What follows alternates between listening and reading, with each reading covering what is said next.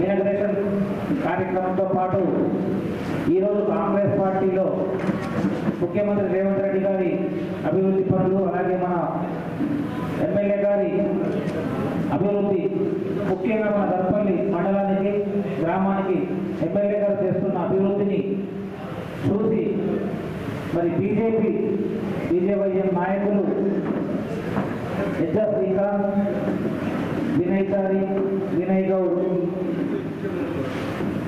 BJP youth విభాగంలో చాలా కీలకమైన యువ నాయకులు వీరు మొన్న హైదరాబాద్ ఏదన్నా వేదిక నుంచి రావాల్సిందిగా ఉన్నారు.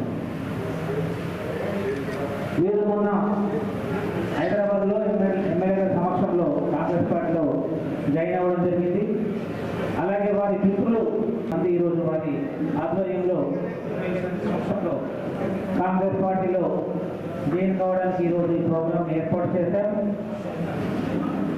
వారందరికీ మొన్న జాయిన్ అయిన యువ నాయకులు శ్రీకాంత్, వినయ్ గౌడ్తో పాటు వారి ఆధ్వర్యంలో జాయిన్ అవుతున్న మొత్తం బీజేపీకి సంబంధించిన యువకులందరికీ దర్పల్లి మండల కాంగ్రెస్ పార్టీ తరఫున, అలాగే దర్పల్లి గ్రామ కాంగ్రెస్ పార్టీ తరఫున స్వాగతం.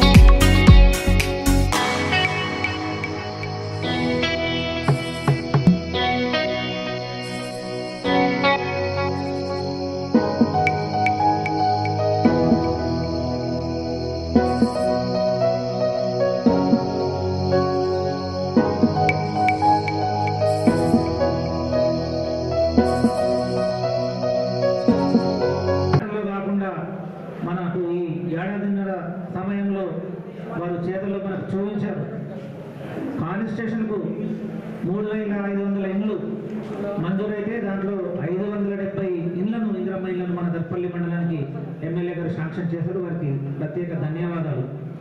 అలాగే ఎన్ఆర్ఈజిఎస్లో ఒక్కో మండలానికి 1,25,00,000 చొప్పున వస్తే మరి మన దర్పల్లి మండలానికి 2,75,00,000 ఎన్ఆర్జిఎస్ ఫండ్ ఇచ్చి అభివృద్ధిలో మరి మనల్ని ముందుకు తీసుకెళ్లే ప్రయత్నం చేశారు. అలాగే ఈ ఒక 1.5 ఇయర్లోనే మనకు దాదాపు చాలా చోట్ల మండల వ్యాప్తంగా ఒక 15 ఐమాక్స్ థియేటర్లు ఇచ్చి కూడా వాళ్ళు మన ఎక్కడైతే ఇబ్బంది ఉందో వాళ్ళ కోరిక మేరకు దాదాపు ఒక 15 ఐమాక్స్ థియేటర్లు కూడా మండల వ్యాప్తంగా మంజూరు చేశారు. మరి దర్పల్లి మీద వాళ్ళకున్న అభిమానాన్ని చాటడమే కాకుండా అన్ని విధాలుగా నేను అండగా ఉంటానని చెప్పి మీరు హామీ ఇవ్వడం వల్ల మరి మేము యువతను కలిసి కూడా విజ్ఞప్తి చేశాం సార్. ఖచ్చితంగా ప్రభుత్వం అధికారులు మాకు అండగా ఉంటే మరి రేపటి స్థానిక సంస్థల్లో సర్పంచులు కానీ ఎంపీటీసీలు కానీ జడ్పీటీసీ కానీ కాంగ్రెస్ పార్టీ గెలిస్తే మరి మనకు డెవలప్మెంట్లో మరింత అవకాశం ఉంటుంది. ఎమ్మెల్యే గారితో మనం కొట్లాడి డెవలప్మెంట్ చేసుకోవచ్చు అని చెప్పి మరి వాళ్ళకు మేము ఆహ్వానిస్తే ఖచ్చితంగా డెవలప్మెంట్కు మేము సహకరిస్తాం.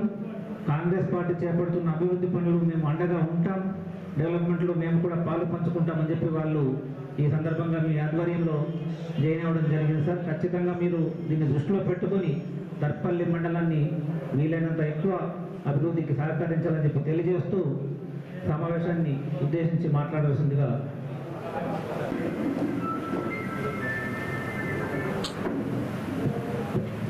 ఈరోజు దర్పల్లి మండల పర్యటన నిమిత్తం మన ప్రియతమ నాయకులు కాంగ్రెస్ పార్టీ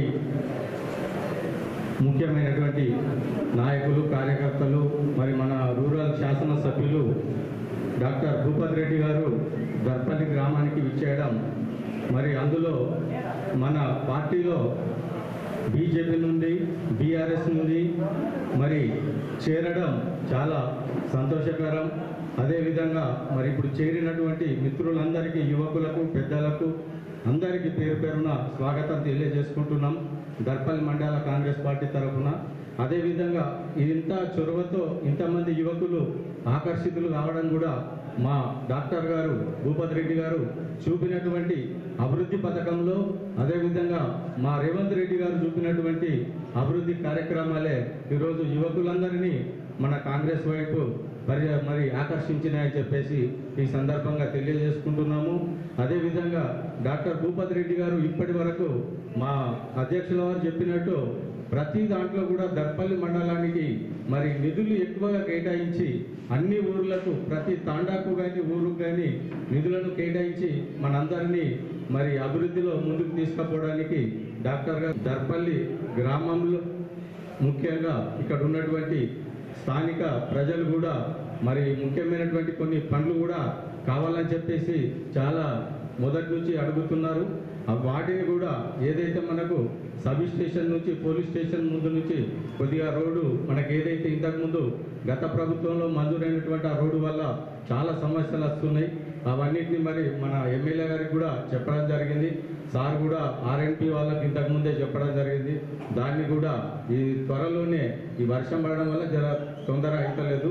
మరి ఇప్పుడు ఇక్కడి నుంచి అక్కడి వరకు ముఖ్యంగా అది ప్రధాన రహదారి కాబట్టి మండలంలో ఉన్న వాళ్ళైనా సిరికొండ పోయిన వాళ్ళైనా మనందరిని అడుగుతున్నారు కాబట్టి ఆ రోడ్ను తొందరగా మనకు చేసేటట్టు మన ఎమ్మెల్యే గారిని మరి కొద్దిగా మరోసారి ఈసారి కూడా మరి ఆర్ఎండ్బి అధికారులను ఆదేశించాలని ఈ సందర్భంగా మనందరి తరఫున విజ్ఞప్తి చేస్తున్నాం సార్.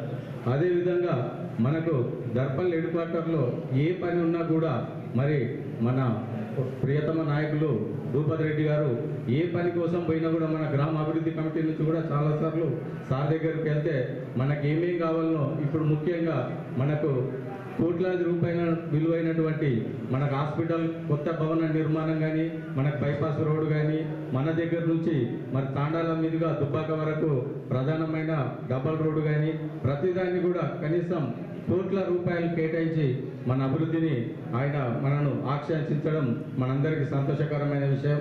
సార్ ముఖ్యంగా ఏదైతే గ్రామాలలో ఉన్న సమస్యలున్నాయో వాటిని ప్రజలు మన దగ్గరికి వచ్చినప్పుడు, మీ దగ్గరికి వచ్చినప్పుడు హామీ ఇచ్చి పరిష్కరిస్తున్నారో మా పార్టీకి కానీ మనందరికి కూడా సంతోషకరం సార్.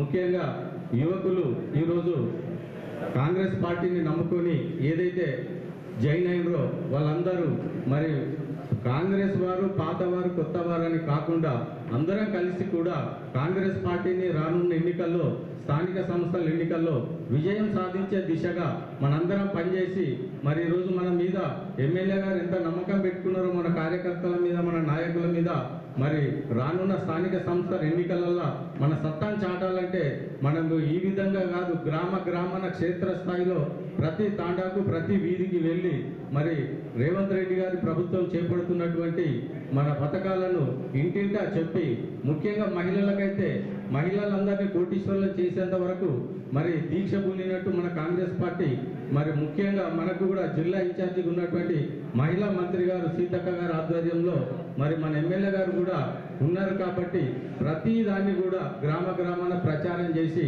మరి కొత్త పాతని కాకుండా మనందరం ఒకటే కాంగ్రెస్ పార్టీకి ఉన్నటువంటి మనం అందరం అన్నదమ్ములం, అక్క చెల్లెళ్ళం, అందరం కలుసుకుని ఈ త్వరలో జరగనున్నటువంటి స్థానిక ఎన్నికలలో ఖచ్చితంగా మెజార్టీని చూపించి జడ్పీటీసీ కానీ ఎంపీటీసీలు కానీ భారీ మెజార్టీ తోటి ప్రత్యర్థులకు సీటే రాకుండా మరి మనందరం పనిచేసినప్పుడే మరి మనకు ఎమ్మెల్యే గారు ఇన్ని కోట్ల అభివృద్ధి పథకం చేసినప్పుడు మన సత్తా చూపించినప్పుడే దానికి విలువ ఉంటుందని చెప్పేసి మరి కార్యకర్తలందరూ కూడా ఆత్మస్థైర్యంతో అందరినీ కలుపుకొని విభజించి పాలించే రకంగా ఉండకుండా అందరినీ కలుపుకొని పోయి ప్రతి ఒక్క చిన్న కార్యకర్త కానీ పెద్ద కార్యకర్త కానీ మండల నాయకులు కానీ జిల్లా నాయకులు కానీ అందరినీ కలుపుకొని పోయి ఏ విషయం ఉన్నా మన ఎమ్మెల్యే గారి దృష్టికి తీసుకుపోయి మరి గ్రామాలలో కాంగ్రెస్ పార్టీని మరింత బలోపేతం చేయవలసినటువంటి కార్యక్రమం మనందరిపై ఉన్నది. నా ఒక్కడిపై మీ ఒక్కళ్ళపై కాదు, ప్రతి ఒక్క కార్యకర్త మీద ఆధారపడి ఉన్నదని చెప్పి దీన్ని గుర్తెరగాలని చెప్పి మన కార్యకర్తలందరినీ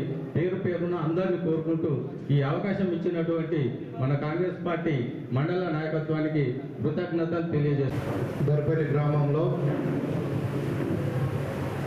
మరి కడుతున్నటువంటి ఇందిరమ్మ ఇండ్లను పరిశీలించి మరి బీజేపీ నుండి పెద్ద ఎత్తున యువకులు కాంగ్రెస్లో చేరినటువంటి సందర్భంలో ఇవాళ మనము ఈ కార్యక్రమాన్ని ఏర్పాటు చేసుకోవడం జరిగింది. ఈ కార్యక్రమానికి మన మండల పార్టీ అధ్యక్షుడు బాలరాజు గారు, అదేవిధంగా పెద్దలు మిఠాపల్లి గంగారెడ్డి గారు, సుభాష్ గారు మాజీ సర్పంచ్, అదేవిధంగా మంత్య గారు agriculture market committee director, Surender Goud గారు, అదేవిధంగా పెద్దలు లింబగౌడ్ గారు, నర్సయ్య గారు, మరి మన అవునాజ్పేట సొసైటీ చైర్మన్ జనార్దన్ రెడ్డి గారు, దర్పల్లి సొసైటీ చైర్మన్ చిన్నారెడ్డి గారు, కృష్ణ గారు, మనోహర్ రెడ్డి గారు, రాజేందర్ గారు, మరి సిరికొండ రెస్టారెంట్ నుండి కిరణ్ గారు, నరేష్ గారు, ఇంకా చాలామంది కార్యకర్తలు ఉన్నారు. మరి ముఖ్యంగా గౌడ సంఘం పెద్దలకు, మరి ఇవాళ జాయిన్ అయినటువంటి బీజేపీ నుండి జాయిన్ అయినటువంటి శ్రీకాంత్ గారు, వినయచారి గారు, వినయ్ గౌడ్ గారు, వీళ్ళ ఆధ్వర్యంలో మరి దగ్గర 30 మంది యువకులు, భావి భారత పౌరులు అందరూ కూడా దర్పల్లిలో బీజేపీ నుండి కాంగ్రెస్లోకి రావడం, అదేవిధంగా మరి దుబ్బాకలో నా చిరకాల మిత్రుడు చిన్నప్పటి నుండి, అంటే చాలా నేను రాజకీయంలో ఉన్నప్పటి నుండి కూడా తెలుసు నాకు, మరి పూర గంగాధర్ గారు బీజేపీ కిసాన్ మోర్చా మండల్ ప్రెసిడెంట్ కూడా ఇవాళ పార్టీలోకి రావడం జరిగింది. మొన్న హైదరాబాద్లో మన నిజామాబాద్లో కలిశారు, ఇవాళ మనకు పార్టీలోకి రావడం జరిగింది. వాళ్ళ ఆధ్వర్యంలో కూడా దుబ్బాకలో చాలామంది యువకులు జాయిన్ అయ్యారు. అదేవిధంగా గోవిందపల్లి కూడా మాజీ సర్పంచ్తో పాటు చాలామంది టీఆర్ఎస్ నుండి రావడం జరిగింది. వాళ్ళందరూ కూడా నేను హృదయపూర్వకంగా వాళ్ళని కాంగ్రెస్ పార్టీలోకి ఆహ్వానిస్తూ, మరి కాంగ్రెస్ పార్టీ అంటే ముఖ్యంగా ఇక్కడ యువకుల గురించి కొంచెం 2 నిమిషాలు చెప్పాలా. చాలామంది అంటే వాళ్ళు బీజేపీ నుండి వచ్చింది కాబట్టి నేను 2-3 ముక్కలు చెప్పాలనుకున్నా.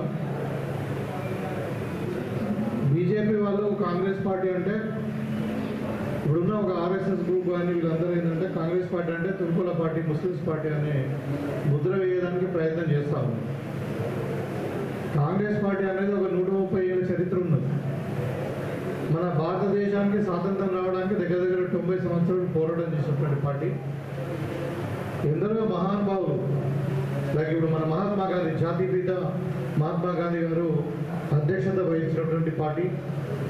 మరి చాచా నెహ్రూ 18 సంవత్సరాలు ఈ భారతదేశాన్ని ప్రధానమంత్రిగా పనిచేసి నవభారత నిర్మాతగా ఉన్నటువంటి పార్టీ. మరి దేశం కొరకు ప్రాణం ఇచ్చినటువంటి నాయకులు ఇందిరాగాంధీ గారు దేశ సమగ్రత కొరకు ప్రాణం ఇచ్చినటువంటి నాయకులు. అదేవిధంగా రాజీవ్ గాంధీ గారు దేశ సమగ్రత కొరకు మరి తమిళ్ మిలిటెంట్స్తో హత్యకు గురైనటువంటి దేశం కొరకు ప్రారంభించినటువంటి నాయకులు ఉన్నారు. అదేవిధంగా మనము ఈరోజు ఆరాధించే బాబాసాహెబ్ అంబేద్కర్ గారు మన రాజ్యాంగాన్ని రచించి మనకి ఇలా ప్రజాస్వామ్యబద్ధంగా మన రాజ్యాంగంలో ఇంత హాయిగా ఇంత గర్వంగా మనం బతకగలుగుతున్నామంటే మన రాజ్యాంగ స్ఫూర్తికి నిదర్శనం బాబాసాహెబ్ అంబేద్కర్ గారు కాంగ్రెస్ పార్టీ నుండి వచ్చిన వాళ్ళే. అదేవిధంగా నేతాజీ సుభాష్ చంద్రబోస్, అదేవిధంగా సర్దార్ వల్లభాయ్ పటేల్ చెప్పుకుంటూ పోతే నిజంగా భారతదేశానికి ఇవాళ ఉన్నదానికి పునాదులన్నీ ఉన్నాయంటే అది కాంగ్రెస్ పార్టీ ద్వారానే.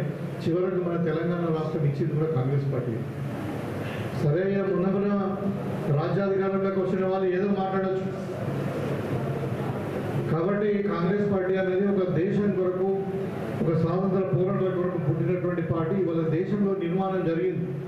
ఇవాళ ఎడ్యుకేషన్ ఇన్స్టిట్యూషన్స్ కానీ, హెల్త్ ఇన్స్టిట్యూషన్ కానీ, ప్రాజెక్టులు కానీ, గ్రీన్ రెవల్యూషన్ అయిందంటే ఇప్పుడు మన ఉమ్మడి ఆంధ్రప్రదేశ్లో చూడండి, శ్రీశైలం ప్రాజెక్టును కట్టిండ్రు, నాగార్జున సాగర్ కట్టిండ్రు, శ్రీరామ్ సాగర్ని కట్టిండ్రు, పెళ్ళపల్లి ప్రాజెక్టు కట్టిండ్రు. ఇలా రకరకాల ప్రాజెక్టులు కట్టి వల్ల మనకు కొన్ని లక్షల ఎకరాల నీళ్ళు అందిస్తున్నటువంటి అది ఎవరు చేసిన కాంగ్రెస్ పార్టీ.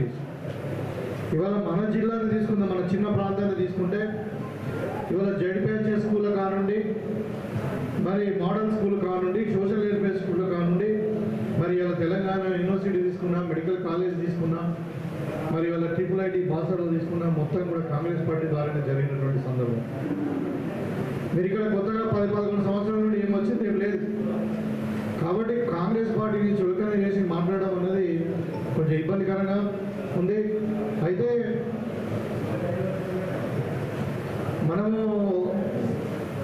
ఇప్పుడు ఈ ప్రపంచం మొత్తం కూడా 800 కోట్ల మంది ఉన్నారు. 800 కోట్ల మంది ఉన్నారు. దాంట్లో మన హిందువులు కూడా ఓన్లీ 150 కోట్లే. మిగతా అంతా కూడా క్రిస్టియన్స్ ఉన్నారు, ముస్లిమ్స్ ఉన్నారు, బుద్ధిస్ట్ ఉన్నారు. సో మన హిందూ మతం గొప్పదే తప్పకుండా. మన అమ్మ కాబట్టి మన అమ్మ మన గొప్పకే మనం. కానీ ఎదుటోడు అమ్మ గొప్పది కాదు. మా అమ్మ తెల్లగున్నది, వాళ్ళ అమ్మ నల్లగున్నది అంటే కరెక్ట్ కాదు. అమ్మ అమ్మనే ఎవరికైనా. కాబట్టి మనం అన్ని మతాలను గౌరవించడం, మన మతం గొప్పదని చెప్పుకోవడంలో తప్పలేదు. మన సంస్కృతిని, మన భాషను, మన పండుగలను, మన కల్చర్ను అన్నిటి కూడా మనం తప్పకుండా మనం ఆదరించాల్సిందే, వాటిని కాపాడుకోవాల్సిందే. కానీ ఎదుటివాన్ని కించపరచడం, లేకపోతే ఎదుటివాన్ని హేట్ చేయడం అన్నది ఎక్కడా లేదు. హిందూ సమాజంలో కూడా మన మైథాలజీ ప్రకారము ఇవాళ అంటే మన సనాతన ధర్మం అంటారు. సనాతన ధర్మంలో ఏంటంటే ఈ విశ్వంలో ప్రతిదీ కూడా దేవుని యొక్క సృష్టి, అన్నిటిని మనం గౌరవించాలన్నది. ఇలా మన పాము ఉంది, విషపురు, అయినా మనం నాగదేవతగా పూజిస్తాం, కుక్కను కూడా పూజిస్తాం, పులిని పూజిస్తాం, మనల్ని కాల్చి పారేసే అగ్నిని కూడా ఇలా అగ్ని దేవత అంటాం. అంటే సృష్టిలో ఉన్న ప్రతిదాన్ని, చెట్టును మొత్తం, పుట్టను మొత్తం, మనము రాయిని మొత్తం, నీళ్ళను మొత్తం, గాలిని మొత్తం.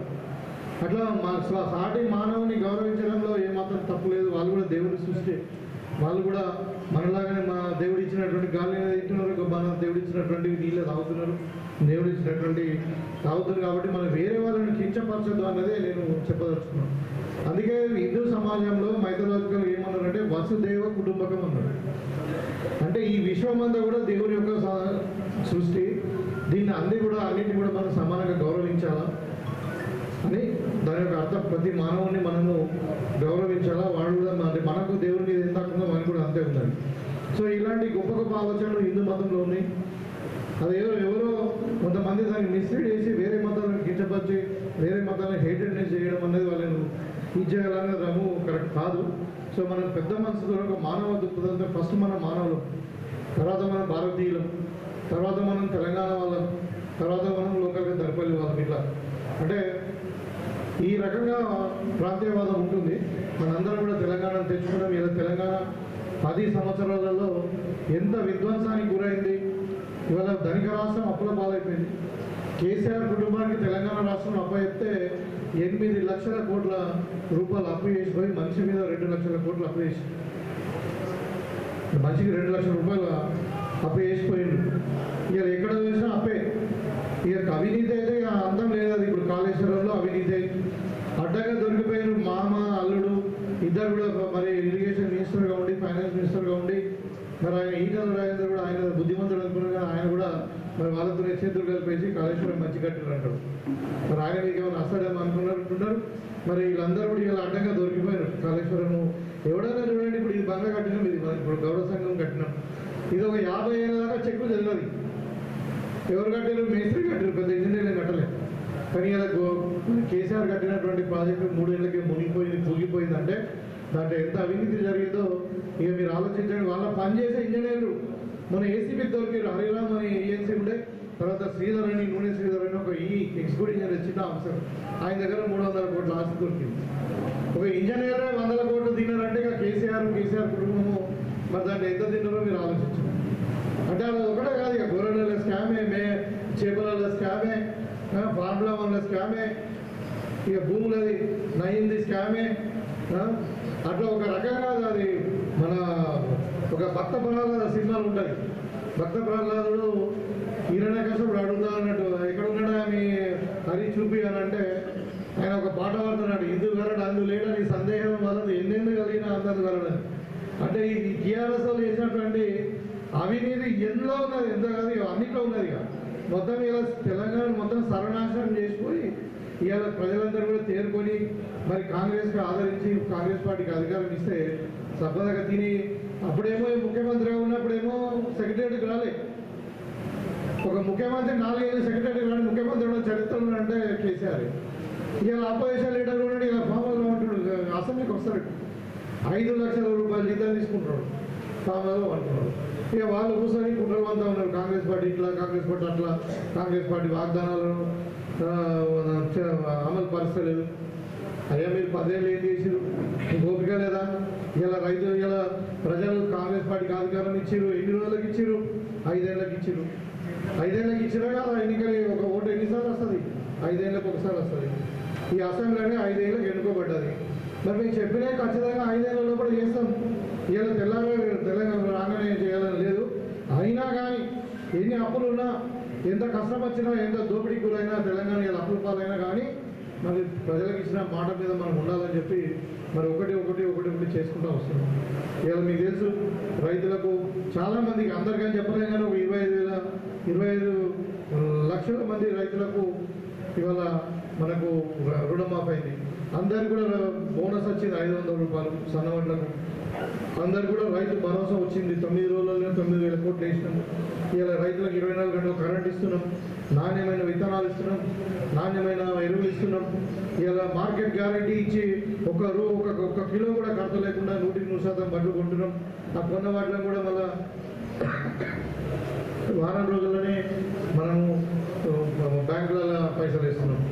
ఇవాళ రైతులు నిజంగా రాజులైండు. వ్యవసాయం దండగా నిజంగా పండుగ అయింది ఇవాళ. కాబట్టి ఈ విధంగా కాంగ్రెస్ పార్టీ ముందుకు పోతా ఉంది. యువకులకు కూడా ఇక్కడ జాయిన్ అయిన వాళ్ళందరూ కూడా చెప్తా ఉన్నాం, గతంలో మొత్తం కూడా అసలు యూనివర్సిటీలో వైస్ ఛాన్సలర్స్ లేరు, ఒక్క స్కూల్లో ఉపాధ్యాయులు లేకుండే. ఇవాళ మేము కాంగ్రెస్ పార్టీ వచ్చిన తర్వాత అమ్మ ఆదర్శ పాఠశాలల పేరు మీద ఒక 1200 కోట్లు పెట్టి పాఠశాలలు మంచిగా చేయించడం. అక్కడ వాటర్ ఉందా, ఎలక్ట్రిసిటీ ఉందా, అక్కడ బాత్రూమ్లు ఉన్నాయా చూసినాం. వాళ్ళకి మధ్యాహ్న భోజనంకు రేట్లు పెంచినాం, కాస్మెటిక్ ఛార్జీలు పెంచినాం. ఇవాళ ప్రతి స్కూల్లో టీచర్లు కూడా 13,000 మంది టీచర్లు మనం రిక్రూట్ చేసుకున్నాం. వాళ్ళందరూ కూడా పోస్టింగ్ ఇచ్చినాం. ఎస్జిటి అంటే స్పెషల్ గ్రేడ్ టీచర్ కూడా ప్రమోషన్స్ ఇచ్చినాం. పీఈటీలకు ప్రమోషన్ ఇచ్చి పీడీగా చేసినాం.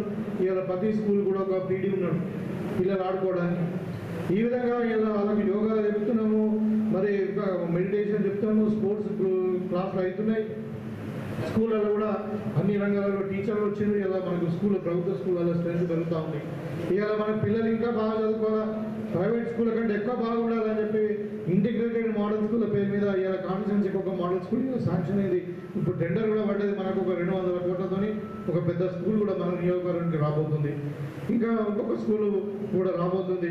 ఇవాళ మరి ఈ విధంగా అంటే పేద ప్రజలు బాగా చదువుకోవాలని వాళ్ళకి రెసిడెన్సీతో పాటు అన్ని స్కూళ్ళు ఇంటర్మీడియట్ తర్వాత మళ్ళీ ఇంటిగ్రేటెడ్ కొరకు ఇంటిగ్రేటెడ్ మరి ఒకటి యంగ్ ఇండియా ఏది మన ఒక స్కిల్ యూనివర్సిటీ కూడా మనం పెట్టుకున్నాం.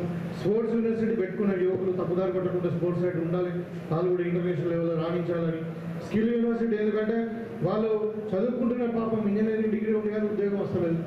మరి వాళ్ళకి సంబంధించిన నాణ్యమైన అంటే మనకు ఉపాధి కల్పించాలంటే విద్య వాళ్ళని కల్పించి వాళ్ళకు సర్టిఫికేట్ ఇస్తే మనకి ఎక్కడ పోయినా కానీ ఉద్యోగాలు వస్తాయి, ఉపాధి కల్పన కూడా చేస్తాము. ఈ విధంగా యువకులను ఆదుకోవడానికి ఇలా నార్కోటిక్స్ ప్రతి ఊళ్ళో డ్రగ్స్ అమ్ముతూ ఉన్నారు.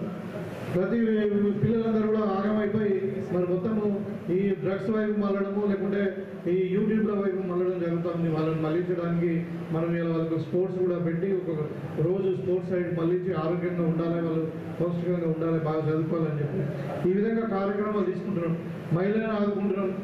అంటే కాంగ్రెస్ పార్టీ 18 నెలల్లో ఏం చేసిందో చూడండి. ఇక అది కాకుండా ముఖ్యంగా నేను ఎమ్మెల్యే అయిన తర్వాత మా దర్పల్లి మండలంకు నిజంగానే అన్ని మండలాల కంటే అత్యధికంగా ఫండ్స్ తీసుకురావడం జరిగింది. ఇవాళ దర్పల్లి దమ్మన్నపేట నుండి మనకు రామణ దాకా రోడ్డు శాంక్షన్ అయింది. ఇక్కడ నుండి దుబ్బాక దాకా డబుల్ రోడ్ శాంక్షన్ అయింది. దుబ్బాక నుండి రేకులపల్లి రోడ్ శాంక్షన్ అయింది. దుబ్బాక నుండి ఉన్నపేట రోడ్ శాంక్షన్ అయింది. ఇక్కడ దుబ్బాక నుండి మద్దూరు రోడ్ శాంక్షన్ అయింది. ఇట్లా మనకు ఇవాళ బైపాస్ రోడ్ కూడా శాంక్షన్ అయింది మనది. ఇవాళ డ్రైన్ సిస్టమ్ కూడా అయిపోయింది.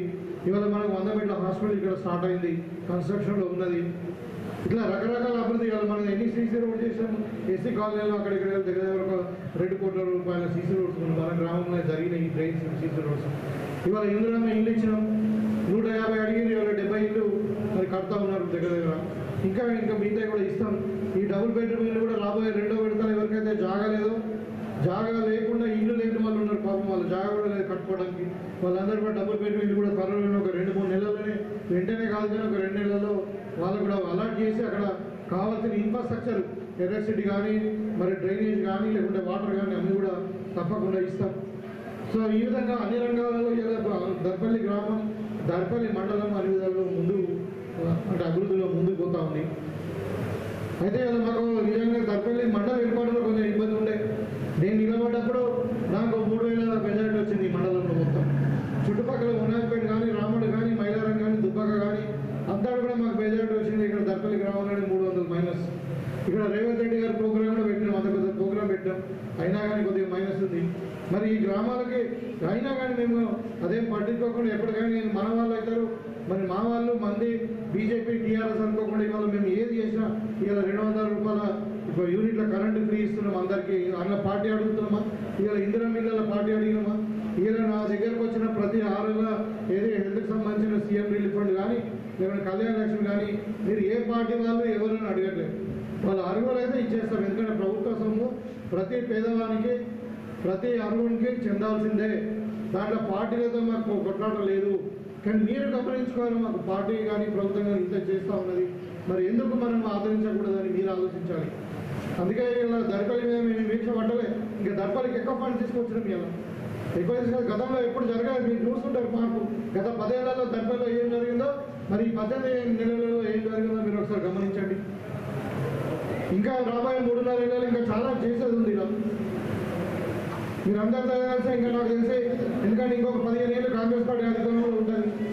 తప్పకుండా దర్పల్లి అన్ని గ్రామాల కంటే ముందు దర్పల్లి మండలాన్ని, దర్పల్లి మండల హెడ్ క్వార్టర్ కూడా అన్ని విధాలుగా మేము అభివృద్ధి చేస్తాం. ఇక్కడ అన్ని కుల సంఘాలు కూడా ఉంటాయి. వాళ్ళకి మాట ఇచ్చేది ఉన్నది వాస్తవమే. ఇవాళ గౌడ సంఘం వాళ్ళకి మాట ఇచ్చినాం, ఎస్సీ కాలనీ వాళ్ళకి మాట ఇచ్చినాం, మునుకాపు సంఘానికి మాట ఇచ్చినాం, ఇంకా కొంతమందికి ముద్రాలకు మాట ఇచ్చినాం. కానీ ఇవాళ మనకు ఫండ్స్ లేకపోవడం వల్ల, నా సీడీకి రాకపోవడం వల్ల అందరికి ఇవ్వలేకపోయినాం. తప్పకుండా నాకు కాన్సెప్ట్స్ ఇవన్నీ ఏంటంటే మన గవర్నమెంట్ ఫండ్ పిఆర్ నుండో లేకుంటే దీని నుండి ఇంకా దాని నుండి పెట్టరాదు. నా కాన్సెప్ట్స్ డెవలప్మెంట్ ఫండ్ లేకుంటే స్పెషల్ డెవలప్మెంట్ ఫండ్ అన్న రావాలి మనం. సో ఈ ఫండ్ ఏదో వచ్చినా కానీ తప్పకుండా దర్పల్లిలోనే అన్ని కుల సంఘాలకు అత్యధికంగా ప్రాధాన్యత ఇచ్చి తప్పకుండా వాళ్ళకు కావాల్సిన మాట ఇచ్చిందో మేము గెలుపుకోవడానికి ప్రయత్నం చేస్తాం. మేము మీకు అందరికీ ఒకటే అయిపోయింది, ముఖ్యంగా ఇవాళ జాయిన్ అయినటువంటి బీజేపీ యువకులకు, టీఆర్ఎస్ నాయకులందరూ కూడా మీరందరూ కూడా పార్టీకి కష్టపడండి. మీరేమి వేరే గురించి విమర్శించే అవసరం లేదు. మనం ఈ కాంగ్రెస్ పార్టీ ఈ 18 నెలల్లో ఏం చేసిందో అది చెప్పుకుంటే చాలు. ఇవాళ సన్నబియ్యం ఇస్తున్నాం, చరిత్రలో ఎక్కడా లేదు. ఇవాళ నేను అడుగుతా ఉన్నా, మీ పిల్లలు అందరూ కూడా మీరు అక్కడ కూడా వచ్చారు కాబట్టి, ఇవాళ 29 రాష్ట్రాలలో 15 రాష్ట్రాలలో బీజేపీ అధికారంలో ఉంది. ఎక్కడన్నా రైతులకు బోనస్ ఇచ్చిర్రా? ఎక్కడన్నా పేదవారికి సన్నబియ్యం రేషన్ ఇస్తున్నారా? ఎక్కడన్నా ఇందిరమ్మ ఇంటి ఇచ్చిర్రా? ఎక్కడన్నా రైతులకు రుణమాఫీ చేసిర్రా? ఎక్కడన్నా మహిళా సంఘాలకు మితి లేని రుణాలు ఇచ్చిర్రా? నేను అడుగుతాను. ఇది కాంగ్రెస్ పార్టీ సంక్షేమం ఒకవైపు, అభివృద్ధి ఒకవైపు, మరి అన్నిటికంటే ముఖ్యంగా కూడా ఇంకా చెప్పాలని ఇలా సామాజిక న్యాయం.